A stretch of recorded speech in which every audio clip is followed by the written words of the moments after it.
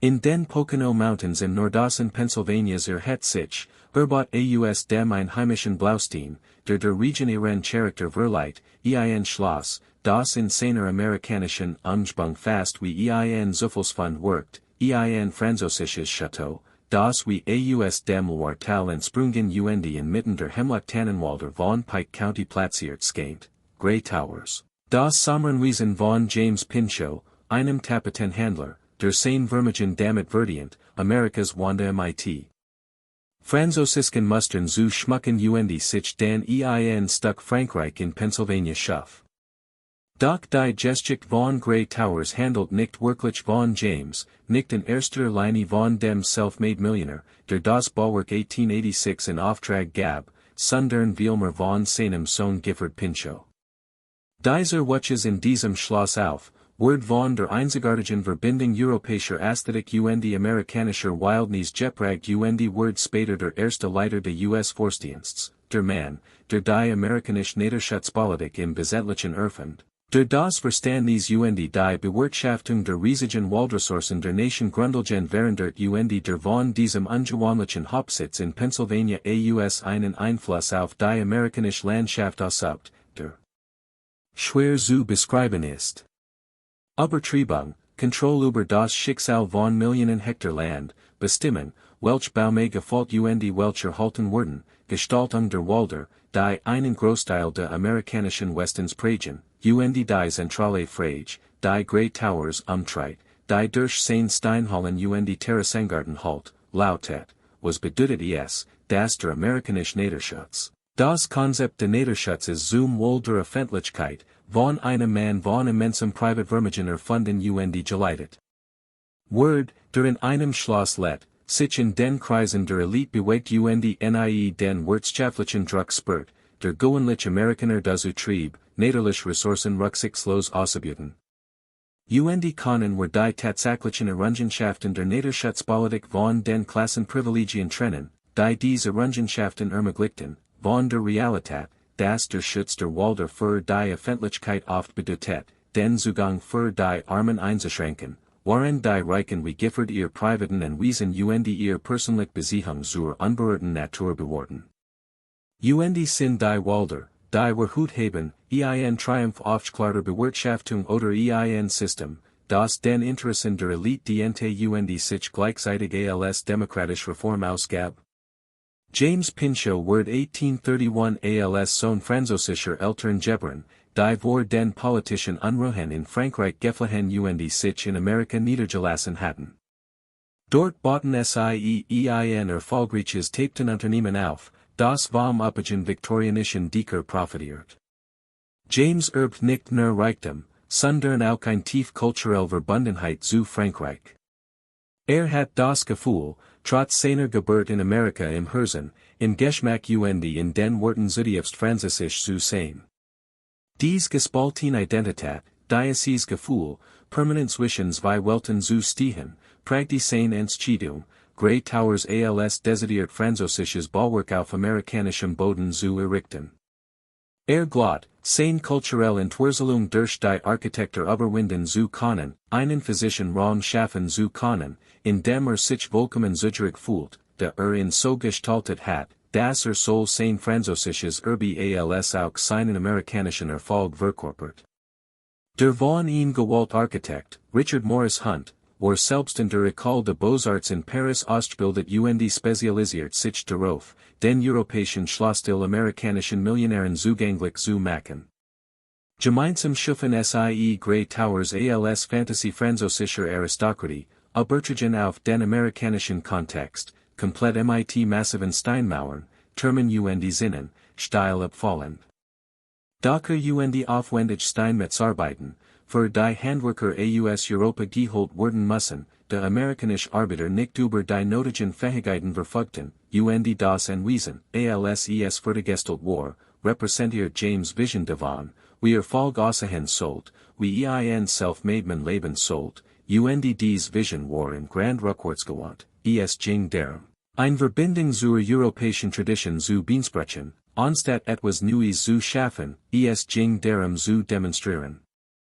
Das selbst im demokratischen Amerika einige Menschen es verdienten, wieder Adele zu leben, das Entstanding Bauwerk war schon befremdlich, beeindruckend absurd, perfekt in seiner Ausführung beunruhigend in seinen Implikationen, Schloss. Das sich durch die Verwendung von lokalen Gestien in seine Landschaft einfügt gleichzeitig durch seine beharrliche Europäisität widersprach, die Spannung zwischen Zugehörigkeit nicht Zugehörigkeit, zwischen Amerikanisch Fremd, zwischen demokratischen Werten aristokratischen Ansprüchen sollt nicht nur das Haus, sondern auch die Beziehung der Familie Pinchot zu ihrem Land ihre Rolle bei der Gestaltung seiner ökologischen Zukunft definieren.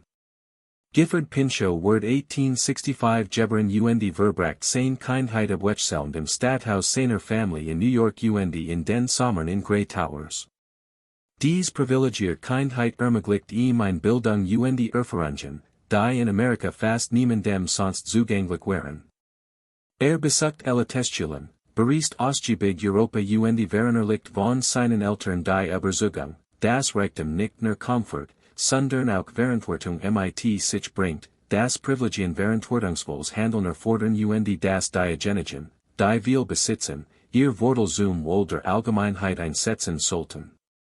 Bemerkenswerterweise hinterfragt dies Philosophie jedoch ob sie überhaupt so viel besitzen sollten, ob das System, das ein solch extrem Anhoffnung von Reichtum ermöglicht, selbstgerecht war, ob verantwortungsvolles Handeln weniger notwendig wäre, wenn die Ressourcen von vornherein gerechter verteilt wurden. Gifford veranderlicht dies Lehren, sich ihrer Widerspruch bewusst zu sein, entwickelt aufrichtiges Engagement für den öffentlichen Dienst, das dennoch tief in den elitaren Animen darüber verwurzelt war, führen geführt worden sollt, qualifiziert war. Entscheidungen über die Landnutzung zu treffen die Entscheidungen seiner Vorgesetzten einfach hinnehmen sollt. Dieser paternalistisch Progressivismus, dies Kombination aus echtem Reformimpuls unreflektiert Klassenprivilegien prägten Giffords Gesamtkarriere die von ihm gegründet Naturschutzbewegung.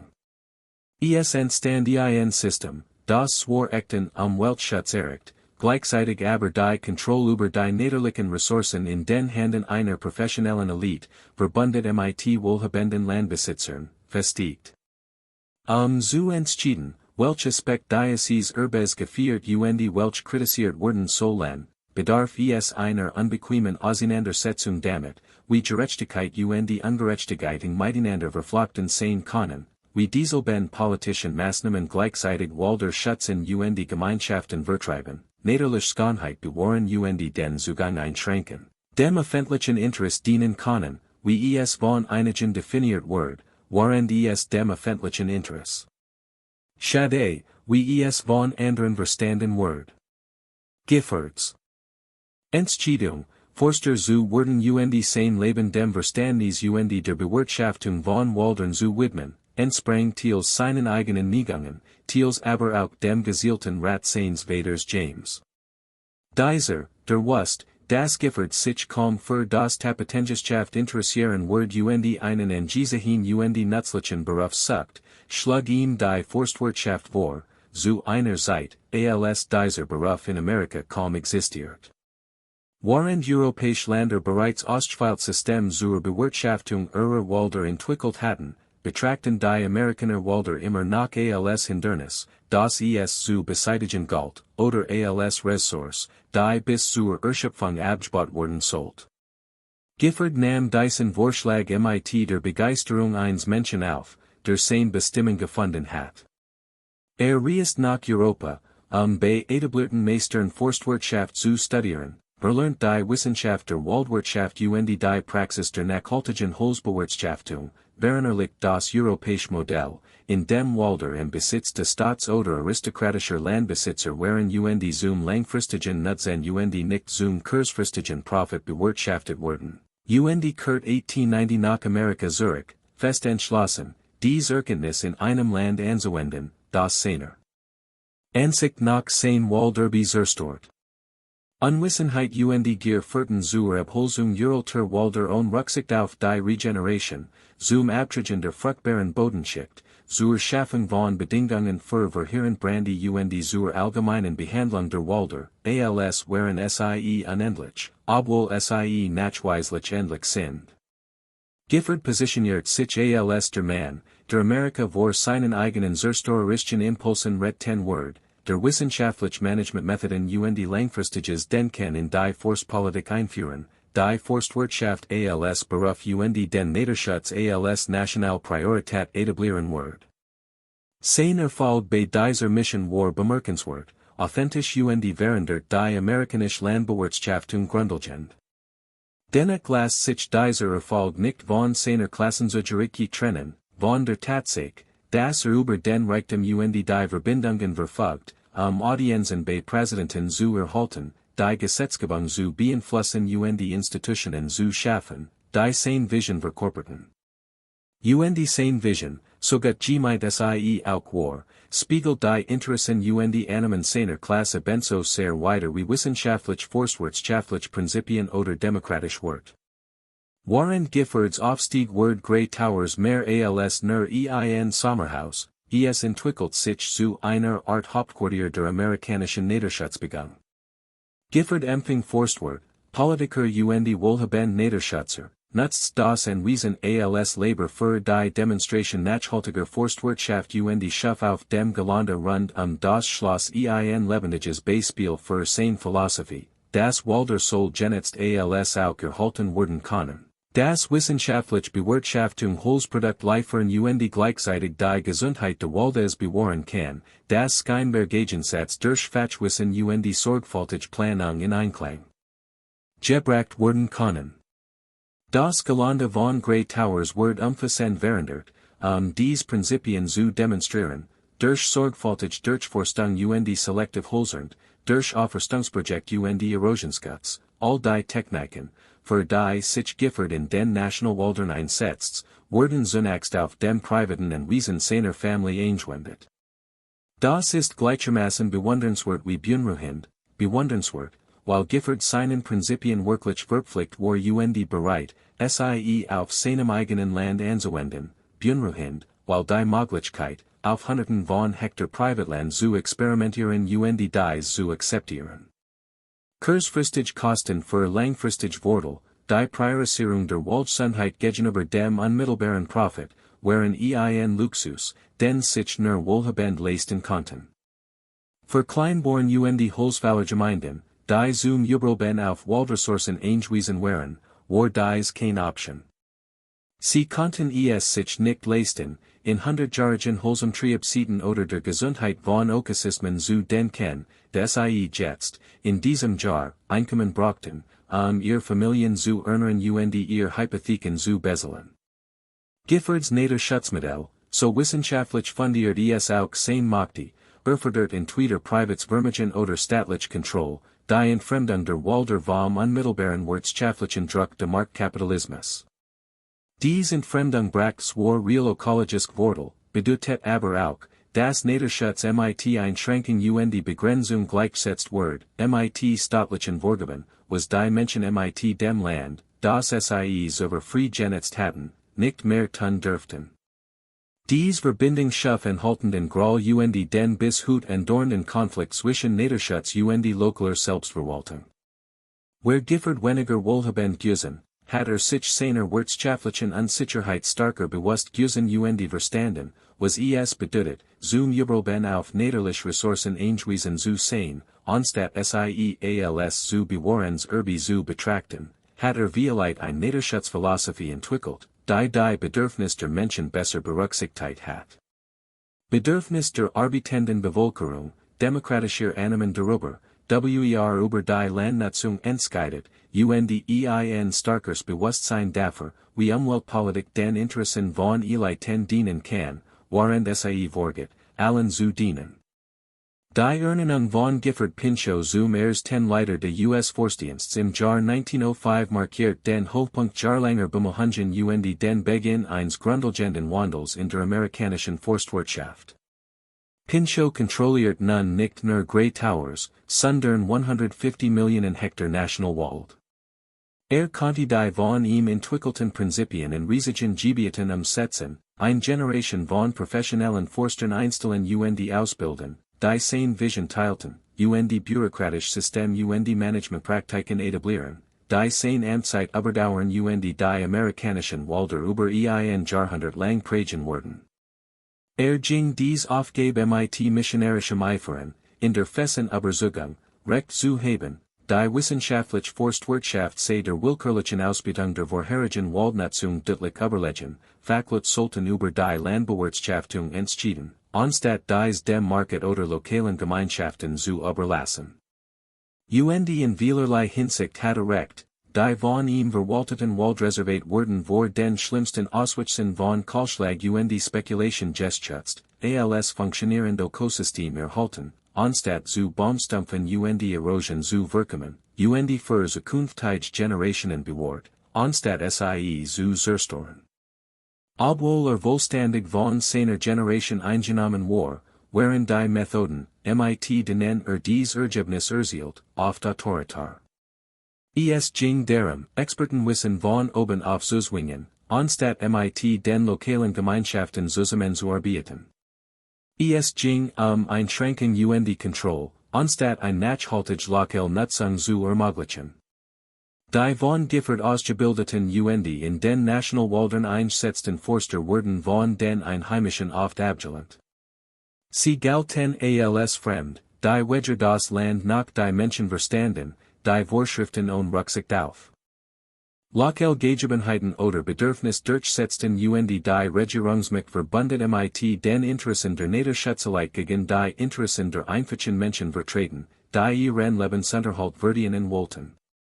Dieser Groll war nicht völlig unbegründet, nicht bloß ignoranter Widerstand gegen den wissenschaftlichen Fortschritt, sondern spiegelt vielmehr Berechtheit Bedenken darüber wider, die Ressourcen kontrolliert und wem nutzten, ob der Naturschutz den Weilen oder den wenigen Diente und ob der Schutz der Wälder für zukünftige Generationen bedeutet, den heutigen Gemeinschaften ihr Lebensgrundlage zu entziehen.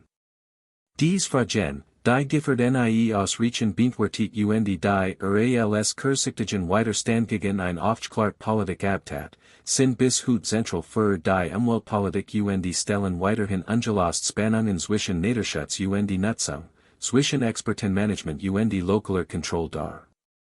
Zwischen dem Schutz der Natur und der Unterstützung menschlicher Gemeinschaften lag Giffords großzügigen Vielheit nicht in seinen Forstwirtschaftsmethoden, die im Allgemeinen solid waren, sondern in seiner Unfähigkeit, ein Naturschutzphilosophie zu schaffen, die der Norma Amerikaner als seinen Interessen dienen und nicht als Einschränkung seiner Freiheit nehmen konnte.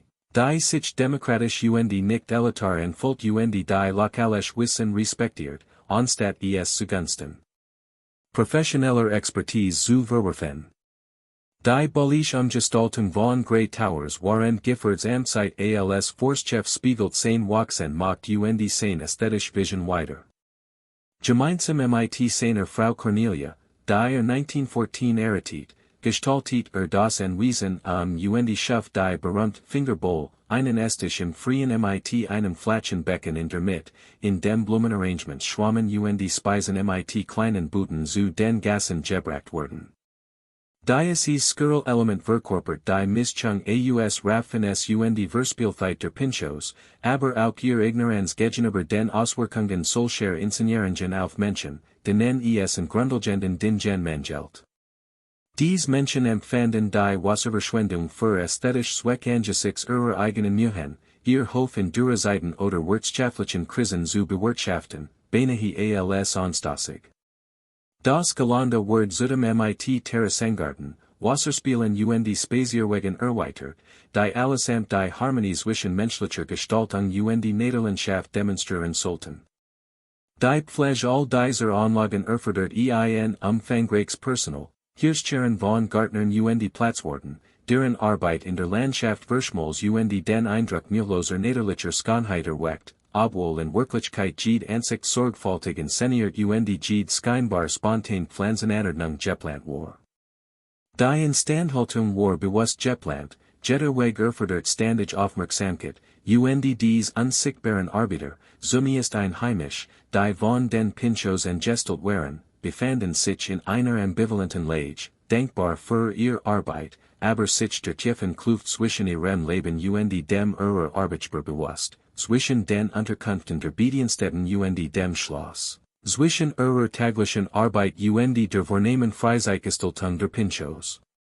Ihr Geschichten, selten aufgezeichnet, gelegentlich in Rechnungsbüchern und Personalakten zu erkennen, offenbaren ein komplexere Realität als die offizielle Darstellung von Grey Towers als Ort fortschrittlicher Denkmalpflege.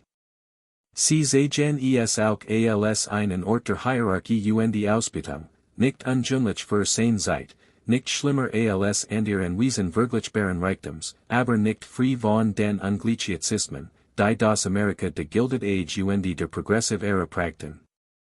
Jede ehrliche Auseinandersetzung mit Grey Towers muss dies Geschichten einbeziehen, muss anerkennen, dass die Schönheit, die Besitzer Hut bewundern, auf den Grundlagen von Klassenhierarchie und Ungleicher Macht beruht, dass das Denkmalpflegerbe, das wir feiern, nicht nur Giffords Vision, sondern unseligen Arbitern zu verdanken ist, deren Namen wir nicht kennen, deren Beiträge unberücksichtigt blieben. Aus der offiziellen Geschichtsschreibung gedulgt wurden diejenigen, die den Lebensstil und die Arbeit der Pinchots ermöglichten, aber nie im gleichen Maß davon profitierten. Der Konflikt zwischen Gifford Pinchot und Präsident William Howard Taft, der 1910 zu Giffords Entlassung aus dem Forstdienst führt, offenbart die Grenzen seiner Macht und den politischen Charakter der Naturschutzpolitik. Gifford hat angenommen, seine Fachkompetenz und seine moralische Integrität wurden in vor politischem Druck schützen. Glaubt, Naturschutz die Huber der Politik, sei schlichtweg die richtige Politik, die jeder vernünftige Mensch unterstützen wird. So schockierter war als feststellt, dass Tafts war dem Naturschutz prinzipiell nicht abgeneigt war, aber andere Prioritäten, andere Allianzen und ein anderes Verständnis davon hat, wie die Bundeswelt ausgeht worden sollt. Taft war sogar bereit, den berühmten Gifford Pinchot zu entlassen, als dessen zunehmende öffentliche Kritiken der Regierungspolitik unerträglich wird. Diese Entlassung, die Gifford als tiefen Verrat empfand, als Beweis dafür, dass die Politik alles korrumpiert und das mittellos Manner die von ihm aufgebaut Naturschutzbegung zerstörten, war in Wirklichkeit ein Wortwohllection, die nie vollständig verinnerlicht, die Notwendigkeit, Koalitionen zu bilden, die Grenzen der Expertenautorität und die Tatsache, dass technisch Fragen der Forstwirtschaft immer auch politisch Fragen Macht und Ressourcen sind. Und entscheidet das. Giffords Unfähigkeit, dies Lection zu akzeptieren, sein Lebenslanges beharren darauf, dass Naturschutz ein technisch und kein politisch Angelegenheit sei, dass Experten Entscheidungen treffen und Politiker sie lediglich umsetzen sollten, spiegelt sein Klassenposition wider, sein Annahme, dass Menschen wie gebildet, wohlmeinend und wissenschaftlich informiert, von Natur aus führen und andere folgen sollten. Dies Annahme, so sehr sie auch in progressiver Rhetorik über das Gemeinwohl verpackt war im Grand antidemokratisch, sie zielt auf die Herrschaft einer Expertenelite statt auf die Herrschaft der Volksab. Und die Tatsache, dass diese Expertenelite in gewisser technischer Hinsicht oft besser Entscheidungen traf und Wälder effektiver schützt, als demokratisch Prozess hatten tun können, macht das System nicht gerecht. Sie lost nicht die Spannung zwischen Effektivität und Legitimität, zwischen guten Ergebnissen und Ordnungsmassen Verfahren, zwischen wohlwollender Diktator qualifizierter Personen und einer unübersichtlicheren Demokratie, dies war kurzfristig schlechter Entscheidungen treffen mag, aber den Grundsatz respektiert, dass Menschen ihr eigen Schicksal bestimmen sollten. Grey Towers steht als Mammel für dies ungelost Spannung, als ein Ort, an dem die Bewirtschaftung durch ein aufgeklärte Elite tatsächlich Vorteil. Auch die Machtkonsolidierung erfolgt auf ein Weise, die demokratischen Worten widersprach.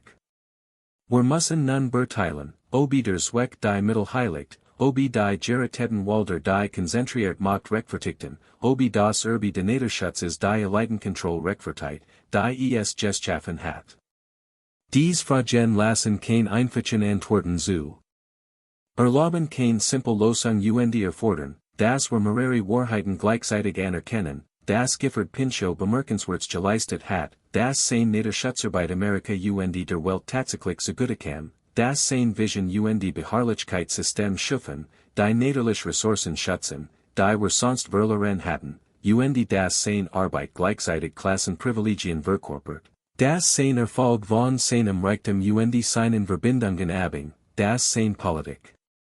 Oft arbitern und indigenen Gemeinschaften steht, das sein Vision de Naturschutzes ebenso sehr von Eliteninteressen wie von der Ökologie geprägt war, und das von ihm geschaffene National Forstsystem trotz all seiner Vorteile auch die Kontrolle über riesige Gebiete zentralisiert, Land der lokalen Verwaltung entsog und Muster von Expertendeminier Entscheidungsfindung etabliert, die bis heute fortbestehen und umstritten sind. Vielleicht besteht der einzige Weg, Giffords Vermachnis zu würdigen, nicht darin, es unkritisch zu führen oder gänzlich zu verurteilen, sondern es in all seinen Facetten zu verstehen.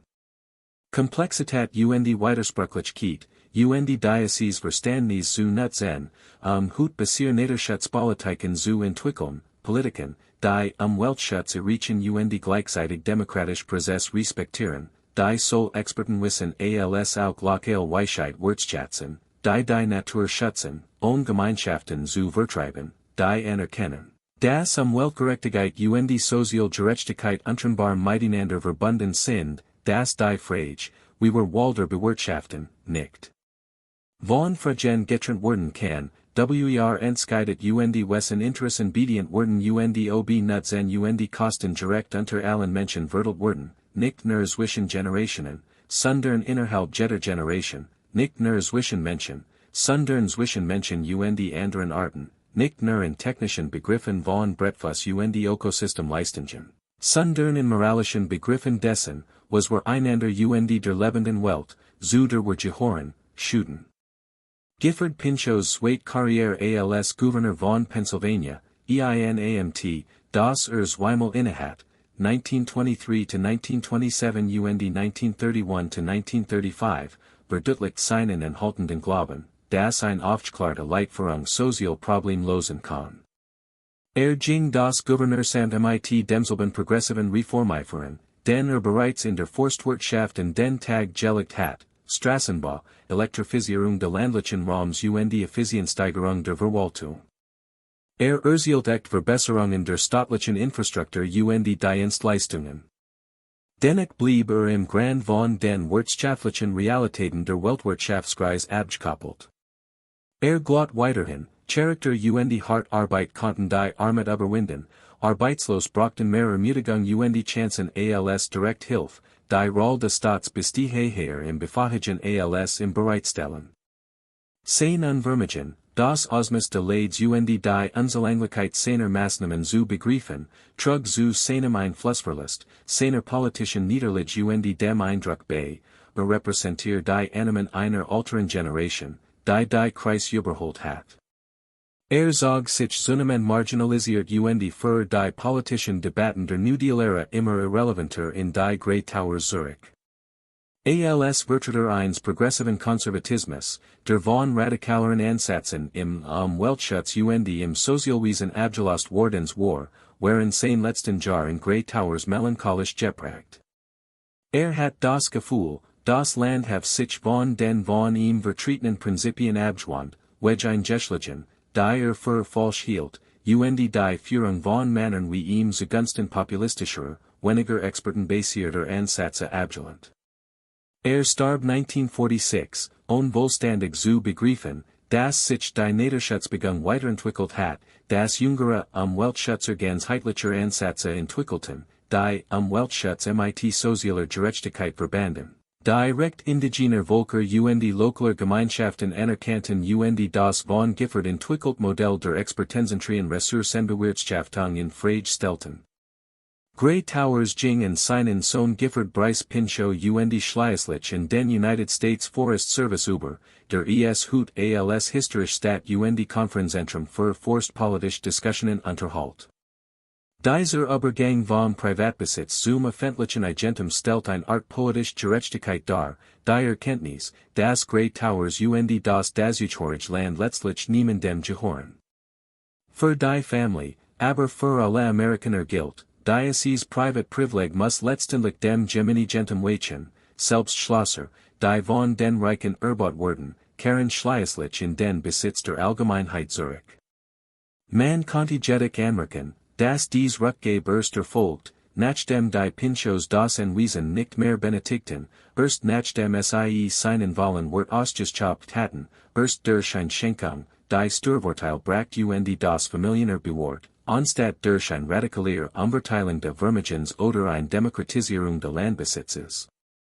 Selbst bei der Überführung in öffentlich Hand bekraftigt Great Towers die Macht der Eliten, das Recht wohlhabender Familien, Eigentum über Generationen hinweg zu kontrollieren und dann dafür Anerkennung für dessen Großzügigkeit zu erhalten, anstatt zu hinterfragen, ob eine solche Konzentration von Eigentum überhaupt möglich sein sollte. Ob Land jemals als Privatigentum behandelt werden sollte, das über Generationen hinweg kontrolliert wird, anstatt als Gemeingut, das von allen Lebenden Mitgliedern einer Gemeinschaft giedelt wird. Die Wälder, die Grey Towers hut umgeben, die Sekunderwälder, die sich von den Kolschlagen de 19. Jahrhunderts erholt haben, zugen vom Erfolg der Naturschutzpolitik, für die sich Gifford einsetzt. Die von ihm geforderten Techniken, der von ihm erkämpft Schutz und das von ihm gefordert langfristig Denken haben zu gesunderen, vielfältigeren und widerstandsfähigeren Wäldern geführt, als SIEES bei vorgesetzter, ungehinderter Ausbildung gewesen wären. Beim Wandern auf diesen Pfaden, beim Anblick dieser Baume und beim Erleben dieser wiederhergestellten Landschaft empfindet man tief Dankbarkeit für Giffords Arbeit, Echtwertschätzung für seine Vision und die Erkenntnis, dass sein Vermächtnis im Naturschutz von Bedeutung ist. Die Wälder, die wir hut genießen, existieren dank der von ihm beeinflussen Entscheidungen, der von ihm gestalteten Politik und der von ihm aufgebauten Institutionen. Doch dies Dankbarkeit muss Hand in Hand gehen mit dem Bewusstsein der Kosten, mit der Erinnerungen die durch Waldreservat vertriebenen Gemeinschaften, die Holzfäller, deren Lebensgrundlagen eingeschränkt wurden, die indigenen Völker, deren angestammt Gebiet ohne ihr Zustimmung oder Mitwirkung vom Forstdienst eingesandt und verwaltet wurden, und die Einheimischen, die den Zugang zu Jagd, und Sammelgebieten verloren, als Land zu Nationalwäldern erklärt wird. Unterlag Bundesgesetzen, und dies Kosten waren real, wurden von realen Menschen getragen, waren nicht bloß acceptable Kollateralschäden im Streben nach einem höheren Wall, sondern Ungerechtigkeiten, die Anerkennung und, womöglich, Wiedergutmachung erfordern.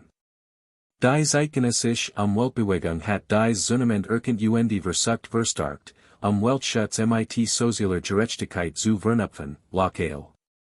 Gemeinschaften in managementenske Dungeon einzubeziehen, die Souveränität indigener Völker und traditionelles ökologisches Wissen zu respektieren und sicherzustellen, dass der Naturschutz allen Menschen zugutekommt und nicht den Interessen von Eliten dient.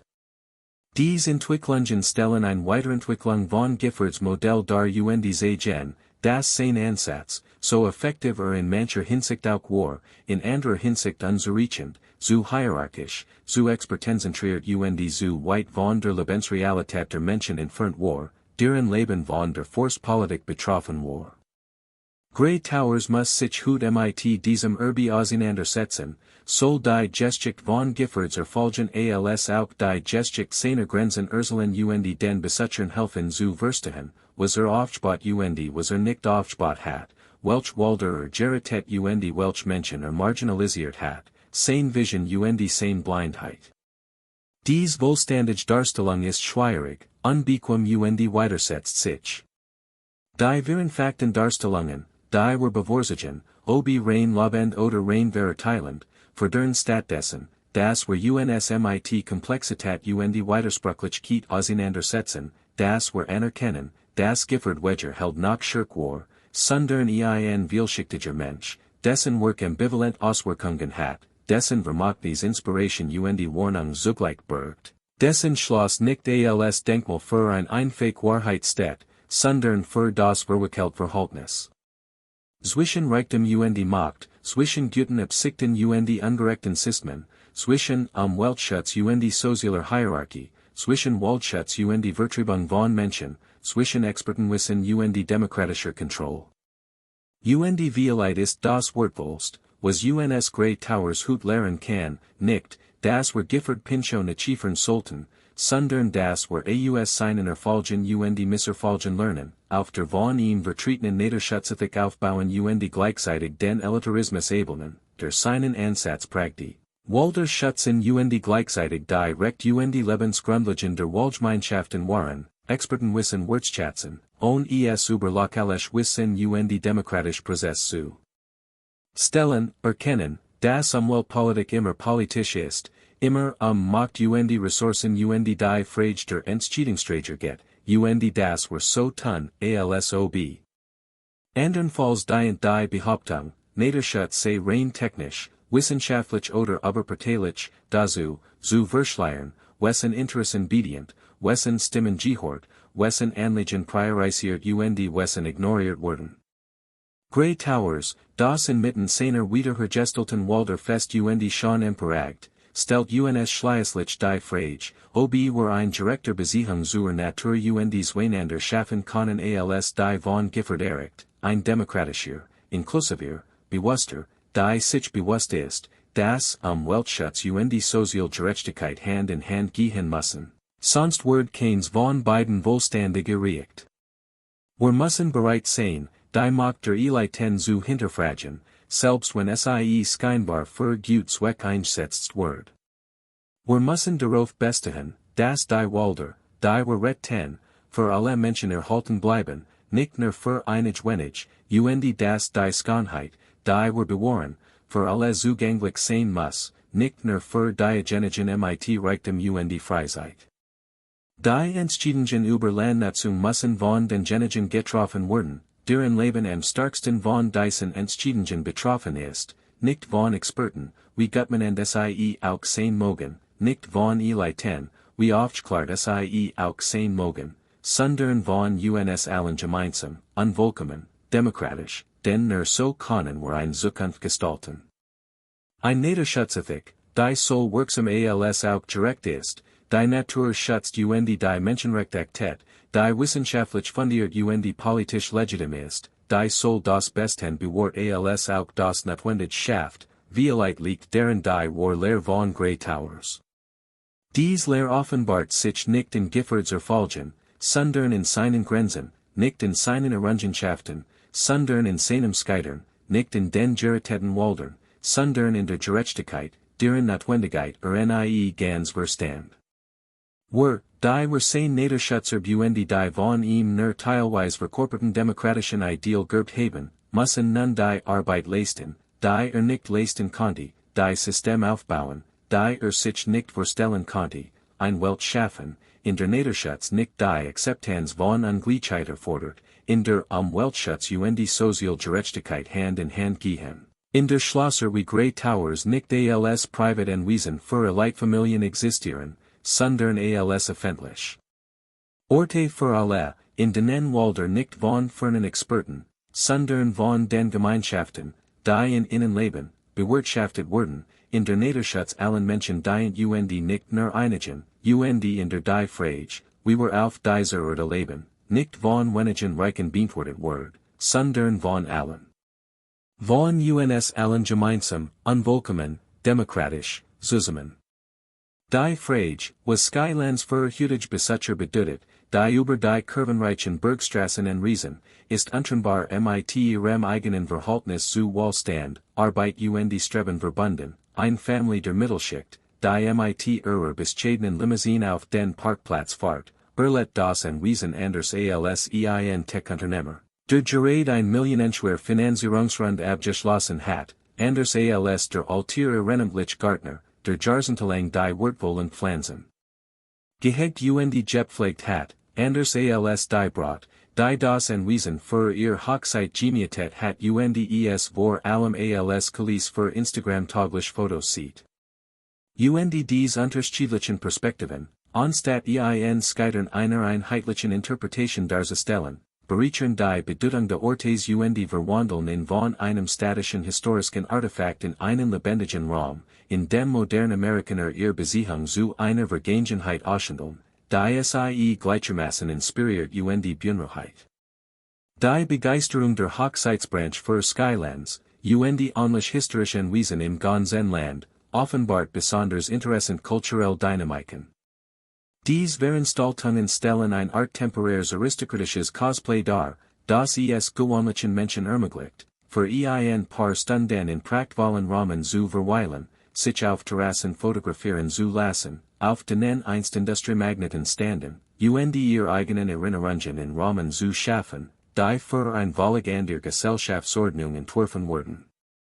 Dieses Phänomen hat etwas Demokratisches zugleich unbehagen wollen und sich, demokratisch, while Orte, die einst der Elite vorbehalten waren, nun Feierlichkeiten für Menschen mit bescheidenen Mitteln beherbergen, unbehaglich, while die Schauplatz historischer Ungleichheit als romantisch Kulissen inszeniert so möglicherweise die dunkleren Realitäten ihrer Funktion in den Jahren ihres privaten Lebens verschleiert. Wenn ein modernes Paar in den Garten von Skylands, umgeben von den von Louis angelegten Prachtpflanzen, die seinen Reichtum sein kultiviertheit demonstrieren sollten, das Ort gibt, tragen sie dann zur Demokratisierung der Schönheit bei oder verweigen sie, wenn auch unbewusst, die ästhetischen sozialen Wert, die solche Anwesen einst verkörperten.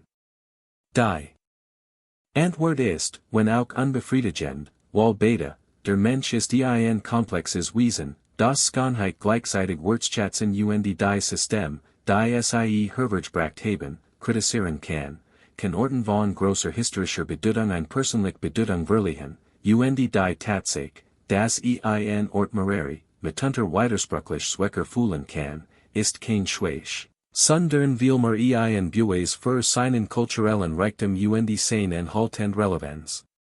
Das Finanzierungsmodell, das Skylands der Zeit trägt, eine Kombination aus staatlichen Mitteln, privaten Spenden, ehrenamtlicher Arbeit Einnahmen aus Veranstaltungen, stellt ein pragmatische Lösung für die Herausforderung dar, zur historischen Wesen in Zeiten begrenzter öffentlicher Mittel zu erhalten. Gleichzeitig schafft es aber auch Spannungen Kompromiss, die Louis seinen Zeitgenossen fremd gewesen waren. Für sie Bestand der Zweck der Anwesens schlicht deren, Privatfreude sozial Anerkennung zu bieten, ohne dass es seine Existenz durch Bildungsprogramm, öffentlichen Zugang oder Einnahmenerzielung rechtfertigen muss. Die modernen Skylands müssen ständig konkurrieren und Forderungen in Einklang bringen, Denkmalschützer wollen eine historisch akkurate Restaurierung unabhängig von Kosten oder Zugänglichkeitsbanken, Pädagogen wollen Raum, die für Gruppenlernen nicht für historisch Authentizität ausgelegt sind, Veranstaltungspläne wollen Annehmlichkeiten wie Catering-Einrichtungen modern Toiletten, die unweigerlich die historische Integrität beeinträchtigen, Botaniker wollen Sammlungen auf ein Weise erweitern, die mit der Landschaftserhaltung in Konflikt geraten kann, Befürworter der Barrierefreiheit fördern zu Recht, dass ein öffentlicher Raum auch dann für Besitzer mit Behinderungen zugänglich ist, wenn Änderungen in historischen Gebäuden erforderlich sind, die Befürworter der Nachhaltigkeit drängen auf Umweltpraktiken, die Louis in Betracht gezogen hat. Die Bewältigung dieser widerstreitenden Interessen erfordert Kompromiss, die kein Interessengruppe vollständig zufriedenstellen, aber es dem Anwesen ermöglichen, weiterhin als multifunktionaler öffentlicher Raum zu dienen, anstatt in Twitter zu einem Michelsen, aber unzugänglichen Museum oder zu einem verfallenen Ort zu werden, der seinen historischen Charakter gänzlich verloren hat. Die botanischen Sammlungen in Skylands werden in besonderer Beachtung, denn sie stellen eine Leistung dar, die architektonische Bedeutung des Hauses selbst wohl überdauert übertroffen hat. Louis Entscheidung, einen Exemplargarten anzulegen ungründlich selten Pflanzen aus aller Welt zu sammeln, war zunächst ein Akt de demonstrativen Konsums, ein Mittel, so Reichtum als auch Kultiviertheit zu demonstrieren. Denn solche Sammlungen erforderten nicht nur das Kapital für den Erwerb truer Exemplar, sondern auch die laufenden Ressourcen für deren Pflege, darunter qualifiziert Gärtner, Spezialausrüstung die ständige Aufmerksamkeit, die notwendig war, Pflanzen in Klimazonen im Leben zu erhalten, für die sie sich nicht entwickelt hatten.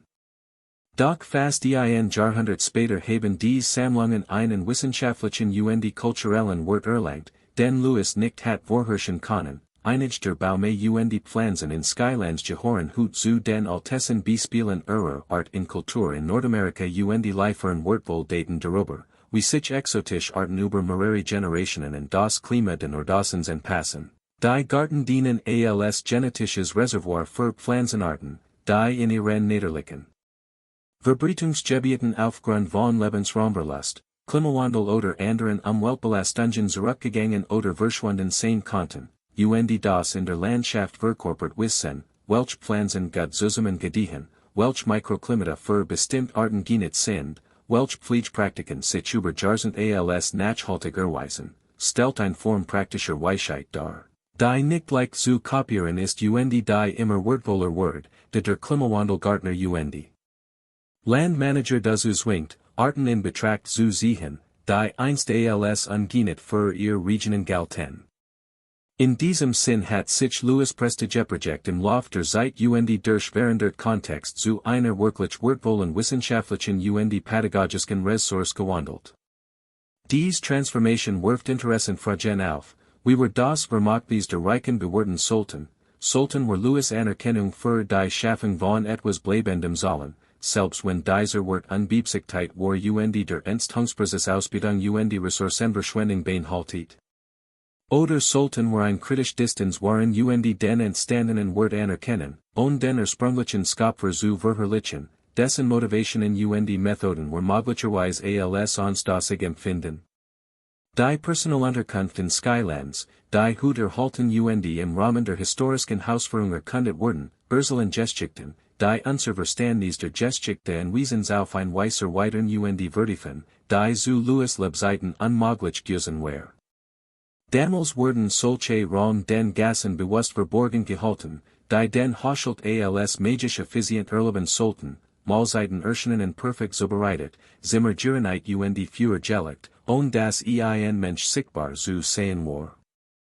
Der immens Arbeitsaufwand für die Instandhaltung der Anwesens wird sorgfältig hinter grünen Filstern und die Bodentrippen verborgen, durch die sich das Personal bewegen konnte.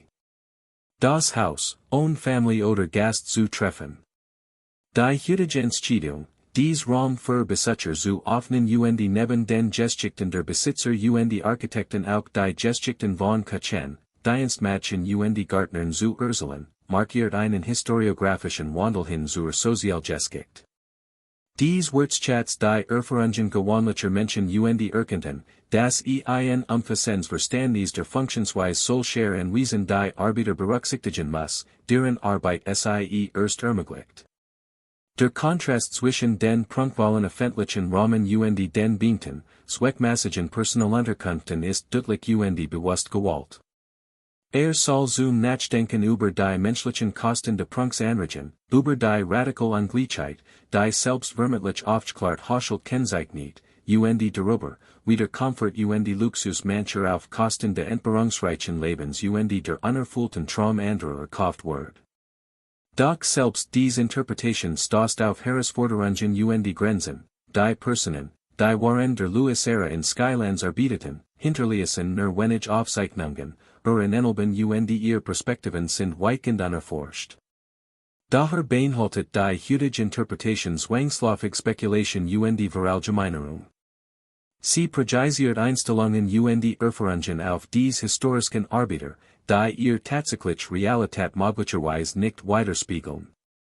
Es besteht die Gefahr, dies Arbeiter zu bevormunden oder zu sentimentalisieren, fälschlicherweise als handlungsunfähig Opfer abzutten und zu überschen, wie möglicherweise stolz auf ihre Fähigkeiten entwickelten, Zufriedenheit in ihrer Arbeit fanden, sich innerhalb der Gegebenen zwang ein sinnvolles Leben und Beziehungen schaffen oder sich auf subtle und zugleich bedeutsam Weise aktiv gegen die Machtverhältnis im Haushalt wurden und dies untergruben.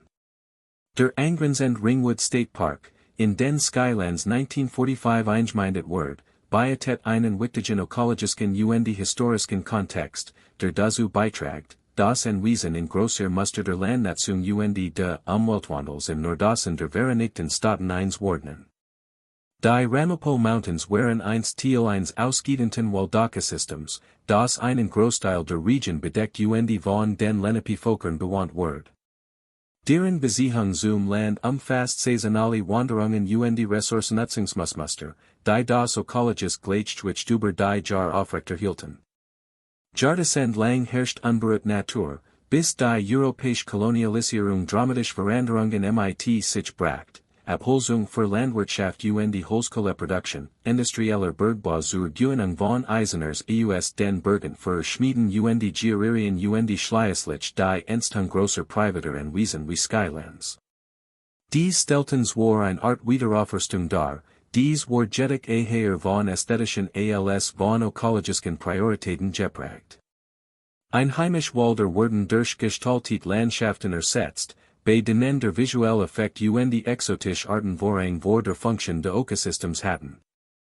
Die langfristigen ökologischen Folgen solcher Anwesen sind komplex die vielschichtig, einerseits beworten Großlandstrich vor der Bebauung mit Vorstädten die erhielten den Baumestand, der Lebensraum die Ökosystemleistungen bietet, andererseits führten zahlreich nicht heimische Arten die sich teilweise invasiv ausbreiteten.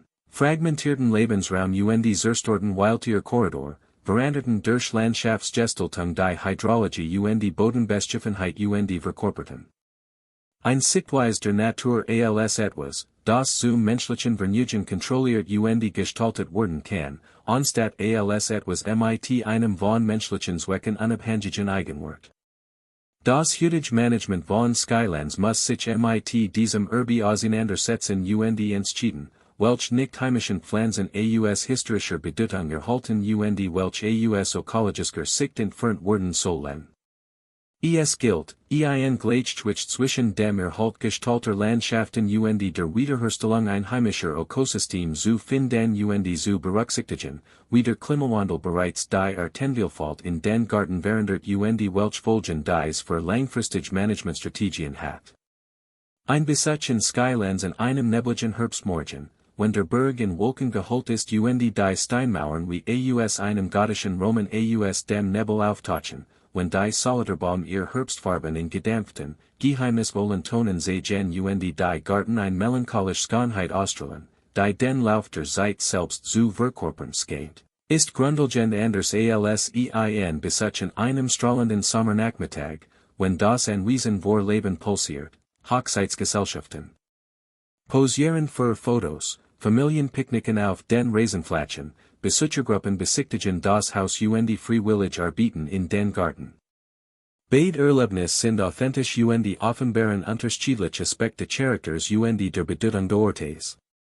Doch der neblige, einsame Besuch ermöglicht vielleicht ein tiefer Reflexion. Die the men urges die Vergänglichkeit, Reichtum die Verlust, menschliches Streben die Naderliche Gleichgültigkeit machen die Geschichte der Skylands so fesselnd. Wenn man unter solchen Bedingungen allein auf der Terrasse steht, kann man fast die Anwesenheit von Louis selbst spüren, sich vorstellen, wie sein Werk mit einer Mischung aus Stolz die Besorgnis betrachtet, vielleicht oder schon in seinem Triumphmoment, das sein Besitz auf diesem Berg nur von kurzer Dauer ist, das die Kraft, die in emporgeben haben, in auch wieder vernichten können, das die Telegraphen die Telefonleitungen, die sich über die Taler unter ihm erstrecken. Unsichtbar Faden elektromagnetischer Energie, die ihm sein Vermögen eingebracht haben, selbst schon von neuen Technologien abgelost werden, die sein Gesellschaftsmodell überflüssig machen werden, die vielleicht Verstand in solchen Momenten der Klarheit, was der Berg schon immer gewusst hat, das menschliche Bauwerk, so beeindruckend auch sein mogen, nur Bergen spüren in einer Landschaft sind, die unser individuelles Leben bei weitem übersteht, das der Granit unter seinen importierten Fliesen seit Hunderten von Millionen Jahren existiert die noch lang bestehen wird, nachdem sein Herrenhaus zu einer malerischen Ruin verfallen ist, das die einzige Beständigkeit, die den Menschen zur Verfügung steht, nicht diejenige ist, die aus dem Widerstand gegen Veränderungen, sondern aus deren Akzeptanz entsteht, nicht aus dem Bau von Denkmälern, die für die Ewigkeit bestimmt sind, sondern aus der Schaffung von Dingen von so großer Schönheit die Bedeutung, das Andir Sie.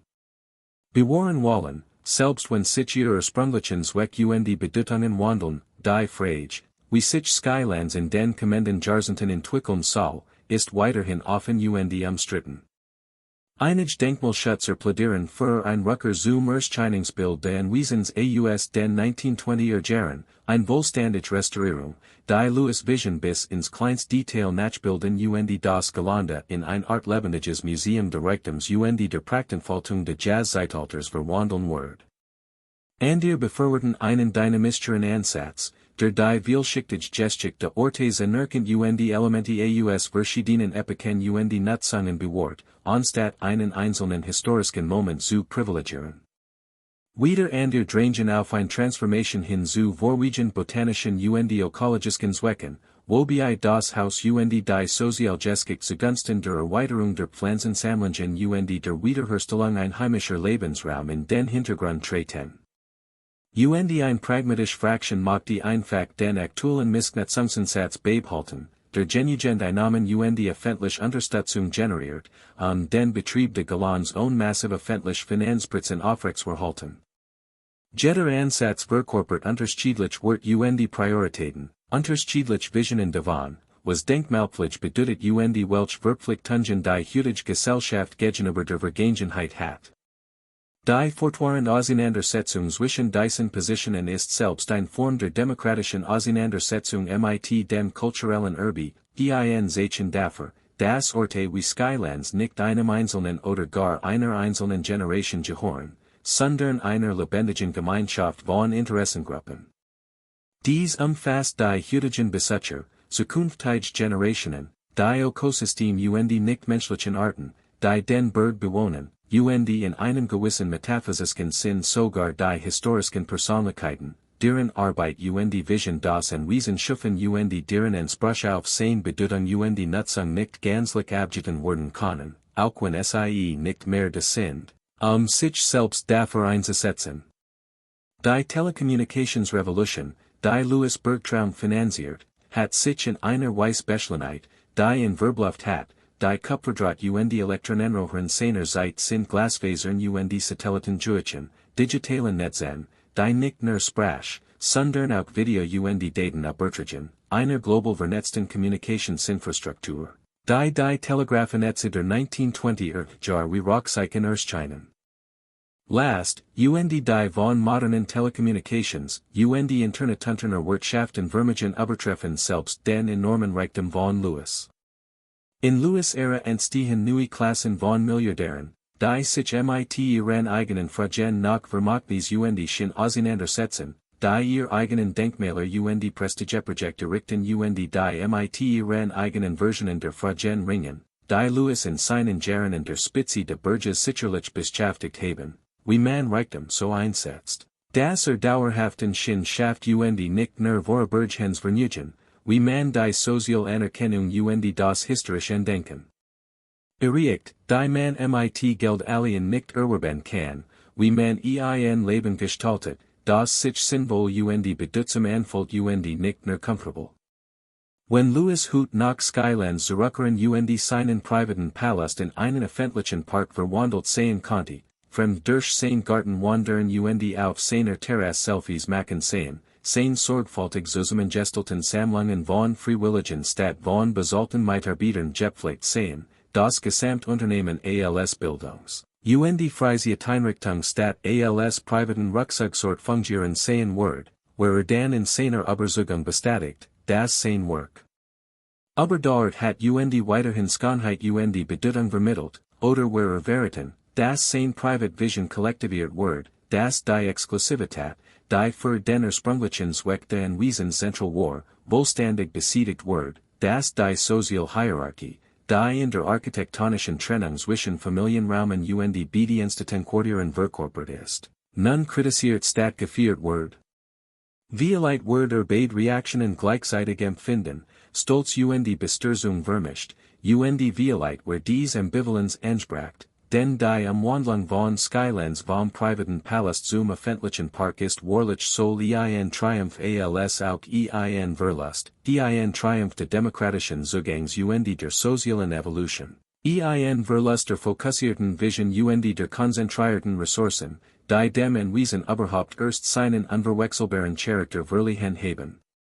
Unsere Unfähigkeit, dies widerstreitenden Wort in Einklang zu bringen endgültig zu erklären, ob die Transformation Fortschritt oder Niedergang darstellt, ist kein Versagen der Analyse, sondern vielmehr ein ehrliches Eingeständnis der wahren Komplexität der damit verbundenen Fragen, der Art Weis. Wie die meisten bedeutenden historischen Veränderungen Kompromiss nicht rein Gewinn oder Verlust mit sich bringen, der Notwendigkeit, mehrere Perspektiven gleichzeitig einzunehmen. Wenn wir die Bedeutung von Orten wie Skylands die Geschichten, die Sie über Reichtum, Macht, Schönheit, Arbeit die besondere Dynamik der amerikanischen Gesellschaft im Lauf von mehr als einem Jahrhundert dramatischer Transformation erzielen, berstigen wollen.